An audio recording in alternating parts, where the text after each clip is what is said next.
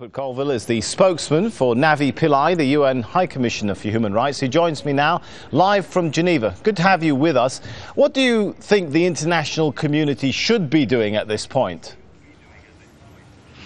Well, that's a difficult question, but I think at the very least it should be speaking with one voice, and that's what the High Commissioner is calling for today.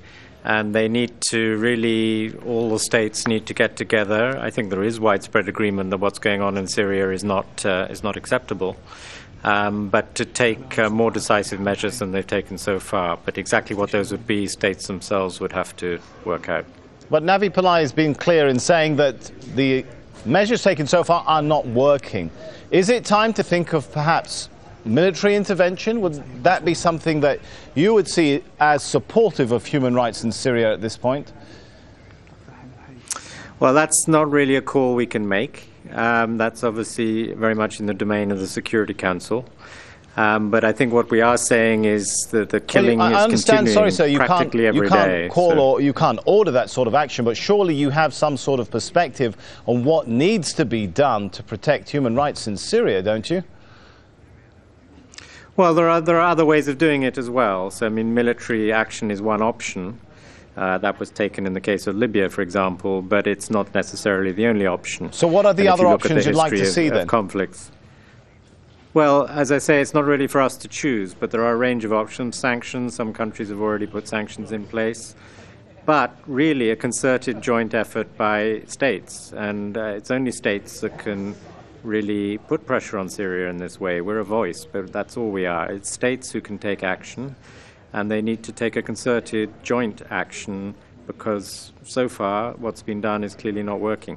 But have sanctions thus far had any impact on the way the government deals with protesters there, from what you've been monitoring? Well, that's hard to say, but I mean, in the terms of the violence continuing, the repression continuing, as you said earlier, the number appears to have crossed the 3,000 mark now of people killed, many, many thousands more injured, disappeared, tortured. It's a really appallingly ugly situation and continuing day after day after day. We're in the 7th month now. So it's, you know, we can't just sit there and say, oh, too bad, and wring our hands. So the High Commissioner is really urging states to take concerted action, to speak with one voice, and to try and stop this. What will happen if the world doesn't take further action? Well, we are alarmed that, you know, the nature of the situation may be changing. There are signs of it possibly descending into an armed struggle, and you know, that could easily spiral down into a civil war, and that would be absolutely disastrous. So I think, you know, the sentiments we heard in the interview just before I came on, we share absolutely. I mean, it would be good if there is not an armed struggle, that more arms don't come into the equation.